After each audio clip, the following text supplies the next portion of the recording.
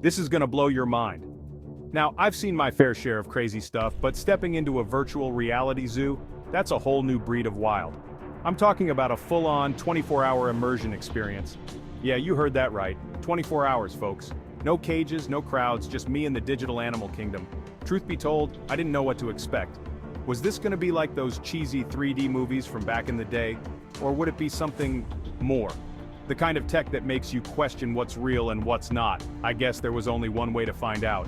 I signed the waiver, slapped on the headset, and braced myself. The world dissolved around me, replaced by nothing. Just darkness. For a second there, I thought maybe the thing was busted. Then, bam! Light flooded in, and I was standing in the middle of a lush green jungle. Birds chirped, monkeys chattered in the distance, and the air hung heavy with humidity. It felt real. Too real. This wasn't just some video game. This was something else entirely. This was an adventure. First things first, let's talk tech. These VR wizards weren't messing around. The headset was surprisingly light, but it fit snug, blocking out any trace of the real world. The headphones? Top-notch. Surround sound so clear I could practically hear the leaves rustling in the virtual breeze. Then there were the gloves. These puppies were the real deal. They let me reach out and interact with the environment. Pick up a virtual rock? No problem. Scratch a digital rhino behind the ears? Coming right up. Okay, maybe not the rhino part, but you get the idea. The folks running the show gave me a quick rundown of the controls. Pretty intuitive, even for a tech-challenged guy like me. Move your head, your view changes. Walk in place, you move forward in the virtual world. Simple enough. With a deep breath and a leap of faith, I took my first step into the unknown. Let the virtual safari begin. The first stop on my virtual safari was the African savanna. And let me tell you, these developers earned their paychecks. The attention to detail was mind-blowing. Golden sunlight bathed the tall grasses, casting long shadows from the acacia trees. I could practically feel the heat radiating off the virtual ground.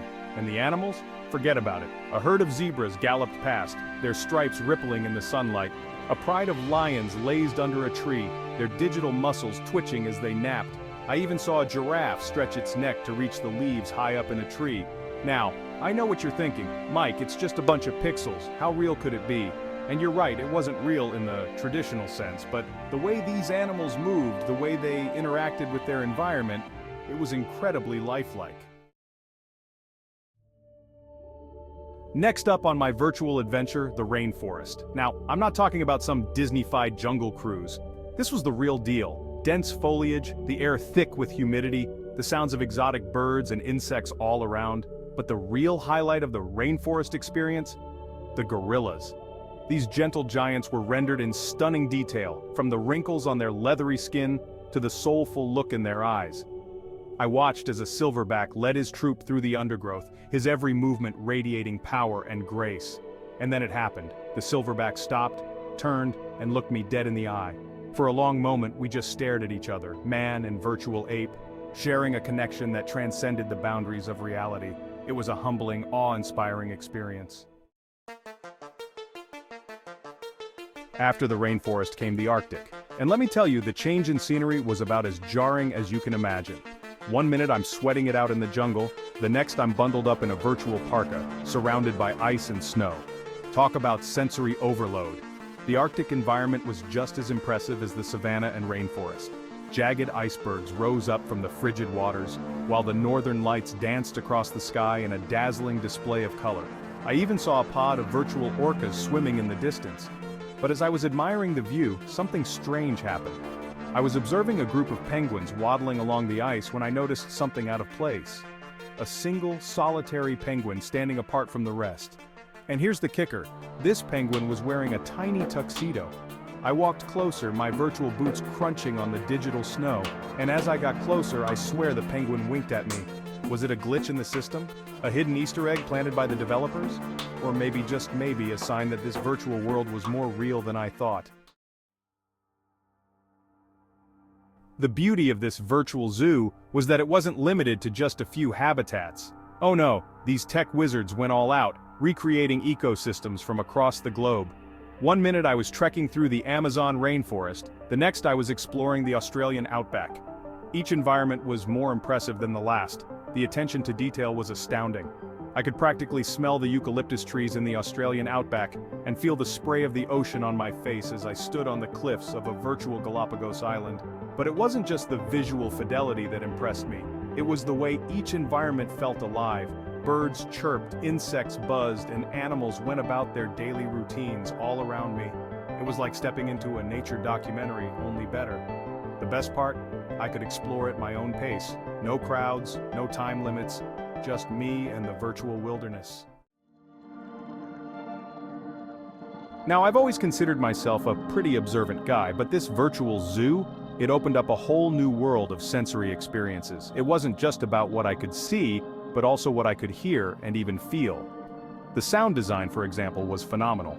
From the rustling leaves in the rainforest to the trumpeting of elephants on the savannah, every sound was crystal clear and perfectly placed. I could even hear the subtle differences in a bird's call depending on whether it was alarmed, courting a mate, or simply singing for its supper. And then there was the sense of touch. Remember those gloves I mentioned earlier? Well, they allowed me to interact with the environment in ways I never thought possible. These tactile sensations added a whole new layer of realism to the experience. It wasn't just about observing the animals from afar, it was about feeling connected to them and their world. Now, I know what you're thinking, Mike, this all sounds great, but isn't it just a glorified video game? And you know what? You're not entirely wrong. This virtual zoo was a heck of a lot of fun. But it was also much more than that. See, I couldn't help but think about the educational potential of this technology. Imagine a world where kids could experience the wonders of the natural world without ever having to leave the classroom. They could come face to face with endangered species, learn about different ecosystems, and develop a deeper understanding of the importance of conservation.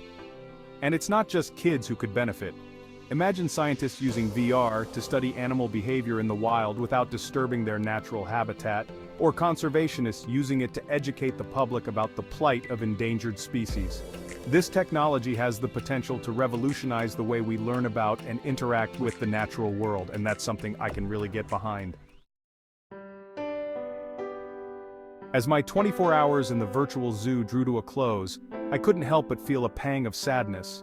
I had grown attached to this digital menagerie, to the sights, sounds, and even the smells. Yes, they had smell-o-vision too, and it was just as impressive as it sounds, of this virtual world.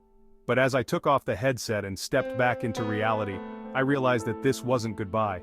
It was more like see you later, because I knew that I would be back. This wasn't just a one-time experience, it was the beginning of a journey. As I left the VR center and stepped out into the bustling city, I couldn't shake the feeling that something had changed within me. I had seen the future, and it was immersive, engaging, and full of wonder. Now, I'm not going to pretend to be some kind of tech expert, but I've seen enough in my day to know when something special comes along. And this virtual zoo? This was something special. It wasn't just the technology itself, though that was impressive enough. It was the potential of that technology to change the way we experience the world around us, to connect us with nature, with each other, and with ourselves in ways we never thought possible. Imagine a world where museums, classrooms, and even our own homes become portals to distant lands, historical events, and even the inner workings of the human body. That's the future that VR promises. And it's a future that I, for one, am excited to be a part of. So there you have it, folks, my 24-hour adventure in a virtual reality zoo. Was it weird? Absolutely. Was it amazing? You bet. But most importantly, it was a powerful reminder of the incredible things we're capable of creating and the boundless possibilities that lie ahead. I went into this experience thinking it would be a fun diversion, a chance to escape reality for a day. And while it was certainly all of those things, it was also so much more. It was a glimpse into the future of entertainment, education, and even our relationship with the natural world. 24 hours later, I'm back in the real world, but I'm not the same. I've seen what's possible and I can't unsee it. The future is immersive, folks, and it's closer than you think. If you enjoyed this journey, don't forget to like, share, and subscribe for more amazing adventures. Thanks for watching.